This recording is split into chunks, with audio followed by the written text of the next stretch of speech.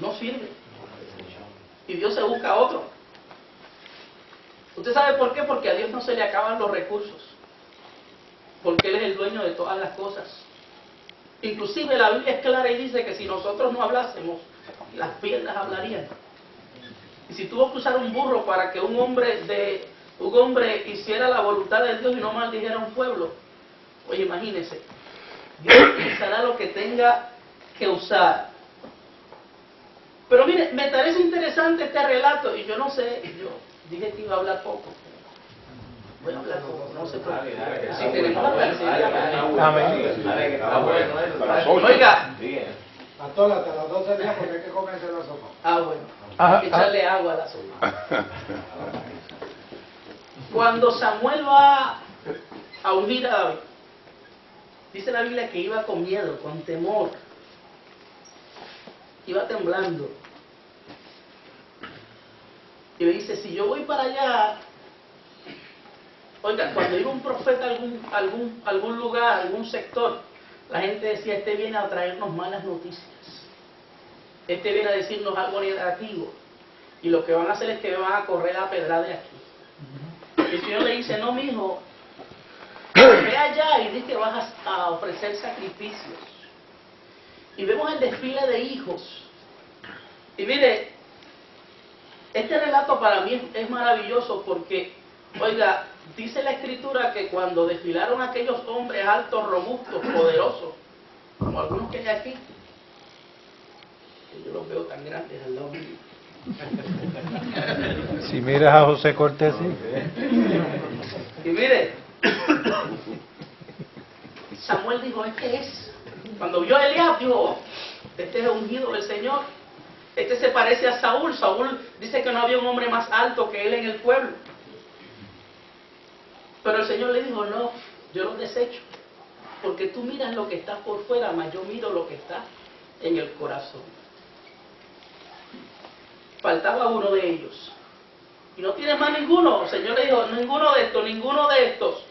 Sí tengo uno que está por allá por el campo. Ni siquiera lo habían tomado en cuenta.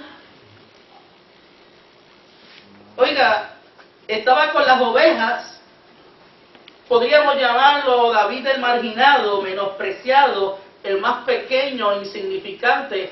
Pero créeme, hermano, que no importa la opinión que tenga la gente de ti. Más importante es la opinión de Dios. Y aunque para la gente tú puedas parecer para la gente un perdedor, para Dios eres un campeón. Aunque para la gente puedas parecer una persona que no ha logrado alcanzar muchas cosas. Que este año que pasó ha sido un año de retroceso en vez de un año, oiga, de alcanzar metas nuevas, para Dios sigue siendo un campeón.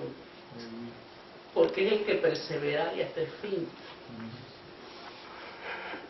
Cuando llega David, no nos sentaremos a la mesa hasta que David llegue. Oiga, tendría entre 10 a 15 años.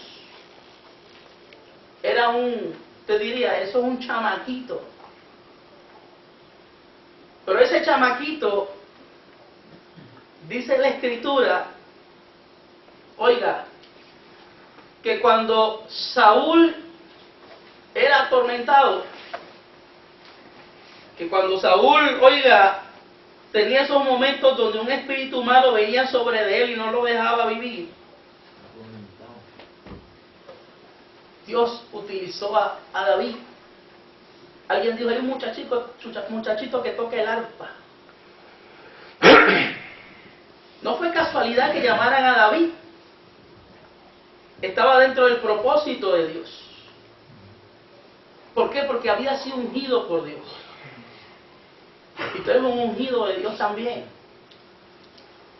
Y tal vez no ha sido ungido para ser pastor o para ser misionero o apóstol o alguna de estas posiciones religiosas de renombre según la gente, pero ha sido ungido con el Espíritu Santo, ha sido separado por Dios. Sí, Señor. Ha sido separado por Dios, y los que son ungidos por Dios, los que son separados por Dios, oiga, tienen algo que los demás tienen que notar. Amén. Tienen algo que los demás tienen que ver. Y por eso David fue llamado para ministrar. Y cuando digo que hay cualidades en David que yo creo que lo hacen un campeón de Dios, es que David era un hombre de comunión y un modelo de adorador. Y si tú quieres ser un campeón de Dios, tienes que ser un buen adorador. Si tú quieres ser un campeón de Dios, tienes que ser un hombre de comunión. Tienes que ser un hombre de experiencia con Él. Tienes que ser un hombre de rodillas. Tienes que ser un hombre de búsqueda. Tienes que ser un hombre que esté cerca de Él. A veces la gente piensa que no puede orar porque, oiga, no tiene muchas palabras que decir. Pero oiga, la oración no es solo hablar. La oración también es un tiempo de contemplación. Es un tiempo de cerrar los ojos y experimentar que la presencia más grande del universo está delante de ti. Era un hombre de comunión, un modelo de adoración, vivía enamorado de su Dios. A David se le conoció como el dulce cantor de Israel. Escribió alrededor de 33 salmos, entre ellos el 32, 101, 51, 34, 57, 69, 61 y tantos más. Y el más hermoso de todos los salmos, el Salmo 23, que usted lo sabrá de memoria desde pequeño. Muchos de los salmos que utilizamos en nuestra adoración son salmos de David. David ministraba cuando tocaba el arpa. Número 2. Otra de las cualidades que yo creo que hacen de David un campeón de Dios es que David es el hombre que confía en Dios. Es el hombre que cree, oiga, y los campeones de Dios tienen que creerle a Dios. Y los que vencen en el Señor tienen que creer en ese gigante que está con nosotros. Es el hombre que declara, oiga, que Dios es aquel que le da la victoria.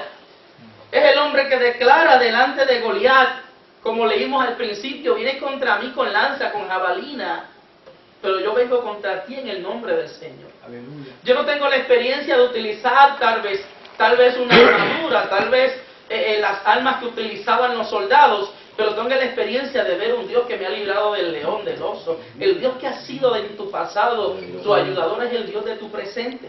Así que para ser un campeón de Dios tienes que demostrar que confías en Él, que crees en Él. Amén. Él se indignó ante la actitud del filisteo, lo retó, declaró victoria. Ser campeón, como dijo ahorita, hay que tener determinación, hay que, oiga, lanzarse y vencer los obstáculos y los retos. Hay que enfrentar nuestros gigantes. Hombres conforme al corazón de Dios son aquellos que no le tienen a sus gigantes, sino que se le paran de frente y los vencen para la gloria de Dios.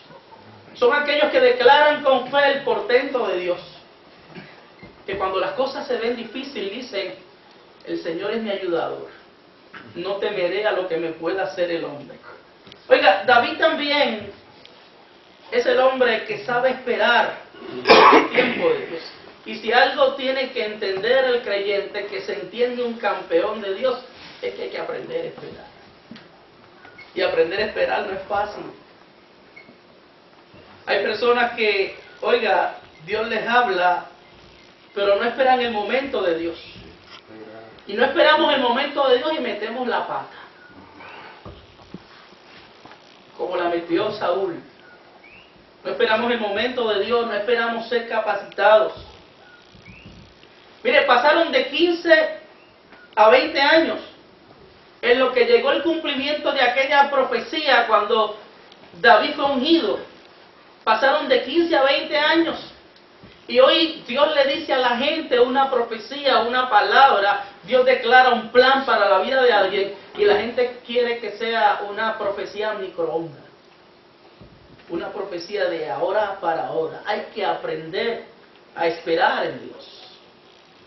El atleta, oiga, la Biblia dice que no es coronado sino lucha legítimamente. Y para lograr un atleta ser victorioso, tiene que entrenarse y tiene que esperar que su cuerpo, oiga, vaya adquiriendo la fuerza, vaya adquiriendo la destreza, vaya adquiriendo musculatura para poder competir. Y para poder lograr buenos resultados hay que aprender a esperar. ¿Por qué no logran resultados aquellos que, o por qué viven fracasos serios y se meten con problemas con la ley, aquellos que no pueden esperar y quieren por encima de acondicionar el cuerpo, se meten drogas y cosas para lograr tener mayor rendimiento? Porque sencillamente no pueden disciplinarse y muchos de ellos no pueden esperar. La Biblia dice: no te impacientes a causa de los malignos, ni tengas envidia de los que hacen iniquidad. El Salmo 40 dice: pacientemente esperé a Jehová, se inclinó a mí y escuchó mi clamor. Isaías 40:13 dice: los que esperan en Jehová tendrán nuevas fuerzas, levantarán alas como las águilas.